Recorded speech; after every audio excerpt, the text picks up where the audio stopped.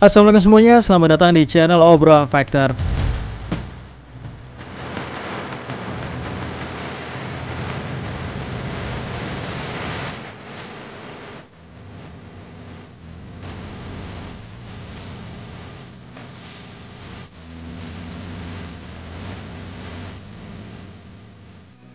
Dricus du Plessis kini telah mempertahankan gelarnya sebanyak 2 kali.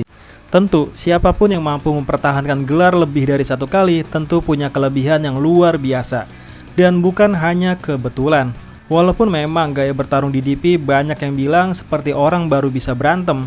Ada yang bilang kayak anak kecil yang lagi berantem. Ada juga yang bilang gaya bertarungnya aneh. Salah satu yang bilang gitu adalah Bang Andika Mamesa.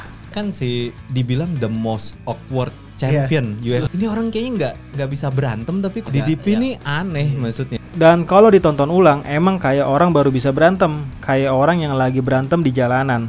Tapi ternyata DDP menang-menang aja tuh. Malah menang dari 3 fighter paling disiplin di kelas middleweight, yaitu yang pertama Sean Strickland yang sangat disiplin boxingnya dengan fundamental yang kuat. Yang kedua Robert Whittaker yang sangat disiplin dalam ilmu karatenya. Dan yang ketiga, salah satu fighter paling disiplin yang pernah ada di UFC. Siapa lagi kalau bukan Israel Adesanya, yang super disiplin dalam ilmu kickboxingnya.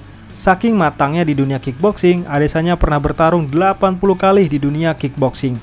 Nah, tentu banyak hal yang harus dipelajari, entah apa yang membuatnya mampu mempertahankan gelar lebih dari 1 kali. Nah, setelah gue pelajari dan menonton ulang pertarungan DDP dengan Sean Strickland 1 dan 2, DDP versus Whittaker dan DDP versus Adesanya, ada beberapa poin yang gue temui yang membuat DDP terus mempertahankan gelarnya. Ternyata ada 8 poin yang membuat DDP selalu juara hingga saat ini. Dimulai dari yang pertama, DDP punya tubuh yang besar.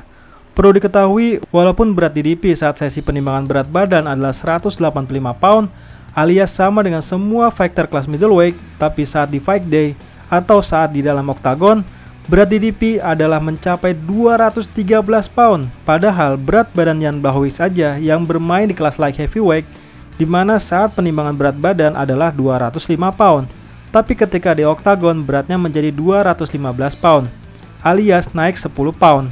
Sedangkan Dricus du Plessis naik 28 pound, atau naik hampir 13 kg. Jelas itu sangat berat.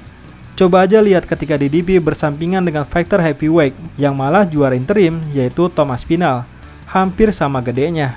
Dan Thomas Spinal mengakui DDP sangat besar, yaitu ketika Thomas Spinal berusaha men-takedown DDP.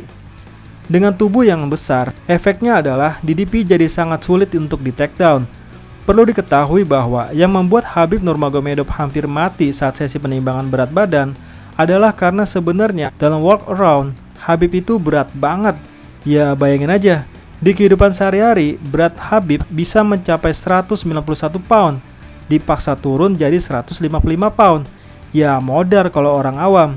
Jadi ketika nanti di fight day atau saat di oktagon berat Khabib mencapai 176 pound. Gila nggak tuh?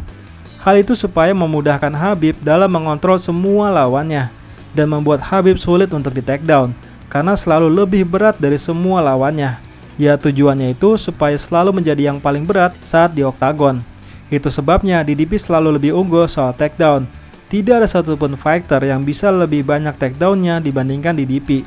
Sehingga satu-satunya fighter yang kemungkinan bisa mengalahkan takedown DDP hanyalah Khamzat Chimaev, dimana seorang Kamaru Usman aja bisa di takedown 4 kali oleh Khamzat Chimaev. Yang kedua, improve-nya sangat bagus. Teman-teman yang suka bola era 2000-an awal pasti tahu Inzaghi. Yap, pemain bola yang terkenal larinya nggak kencang, loncatnya nggak tinggi karena memang nggak tinggi, power shootnya nggak keras, skill dribblenya nggak bagus-bagus amat. Tapi yang bikin Inzaghi punya banyak gol adalah karena positioningnya bagus banget.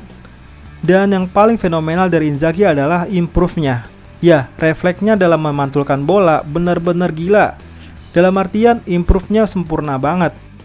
Pakai seluruh anggota tubuh pun bisa jadi gol, kecuali dengan tangan. Begitu juga dengan DDP, terlihat kayak nggak bisa berantem, terlihat nggak disiplin, terlihat nggak fundamental, tapi karena improve-nya bagus, sehingga seringkali lawan kewalahan. Nah yang dimaksud improve adalah ketika lawan melakukan 1 atau 2 serangan sekaligus, DDP mampu memblok atau menghindar tapi di situ DDP mampu masuk dengan strike yang berbahaya. Yang ketiga, brawl aja. Seperti nggak bisa bertarung alias seperti street fight, berbeda dengan Jon Jones atau adesanya yang bertipe teknikal, jadi nggak asal masuk, melainkan masuk dengan teknik, sedangkan DDP brawl aja, alias maju aja terus sambil improve. Kalau diserang lawan, teknik ini sering bikin fighter teknikal kebingungan, karena belum sempat mengukur, DDP udah masuk aja. Kayak pas Umar Nurmagomedov versus Merab Dvalishvili. Merab juga termasuk tipe fighter yang brawl aja, dimana baik Sean O'Malley, Petr Yan, maupun Umar Nurmagomedov semuanya tipe technical fighter. Tapi itu jadi nggak berlaku ketika Merab maju terus, alias brawl aja. Yang keempat, DDP tangguh. Kelemahan fighter brawl aja adalah kalau nggak tangguh-tangguh amat, ya gampang KO. Kayak Tony Ferguson di era setelah ketemu Justin Gaethje. Dulu Tony main maju aja, main brawl aja. Ya nggak masalah, karena dagu Tony masih sekeras berlian. Dan kalaupun Tony jatuh, Tony masih bisa recovery atau melawan balik dengan ground fight. Tapi sekarang, karena Tony udah nggak tangguh lagi, jadinya gampang KO. Nah, ini adalah masa primanya DDP. Jadi serangan mematikannya Adesanya, Whittaker, nggak ada yang berpengaruh besar pada diri DDP. Ya, segala teknik striking Adesanya maupun Whittaker, nggak ada yang bikin DDP knockdown. Yang kelima, kardionya bagus. DDP emang kelihatan kayak orang kehabisan nafas, bahkan sejak ronde kedua. Nah, kalau di ronde kedua aja udah ngos-ngosan, apalagi di ronde kelima. Tapi kenyataannya, ngos-ngosannya DDP itu palsu. Sekali lagi, palsu. Salah satu buktinya adalah di mana DDP mampu melakukan pressure selama 5 ronde. Tensi pertarungan selama 5 ronde tetap tinggi. Mampu melakukan variasi tendangan di ronde kelima, yang mana sama cepatnya dengan di ronde pertama. Pokoknya tensinya nggak berkurang 1 menit pun, hingga ronde kelima. Nggak kayak Justin Gaethje yang ketika masuk ronde 4 atau 5 mulai melambat. Yang keenam, karena masa primanya aja. Ya, setiap fighter punya masa primanya masing-masing, dan tiap fighter beda usia primanya, atau masa primanya. Ada yang dari 20 sampai 25 tahun, ada yang 25 tahun hingga 30 tahun, ada yang 30 tahun hingga 35 tahun, bahkan ada yang mulai 37 tahun sampai 42 tahun. Nah, di usia 31 tahun ini, jelas usianya para juara. Karena rata-rata usia fighter juara itu ketika memasuki usia 30 tahun atau mendekati 30 tahun. Sedangkan ketika Adesanya bertemu DDP, Adesanya sudah berusia 35 tahun. Artinya, DDP masih bisa berjaya 3 hingga 4 tahun lagi. Yang ketujuh, bertarung agresif. Seperti apa kata Jiri Prochazka, tanpa ritme. Yap, nggak perlu ritme emang bagi fighter yang agresif. Nah, berkat agresif DDP ini membuat DDP selalu menang finish dan jarang sekali menang via keputusan juri. Dan yang terakhir, mentor Achilles. Achilles adalah tokoh mitologi Yunani yang perbuatannya sebagian besar diceritakan dalam Iliad karya Homer. Achilles menonjolkan dirinya di medan perang Troy dengan ketangkasan dan kekuatannya, tampak tak terkalahkan. Namun ia tewas terluka oleh anak panah di tumitnya.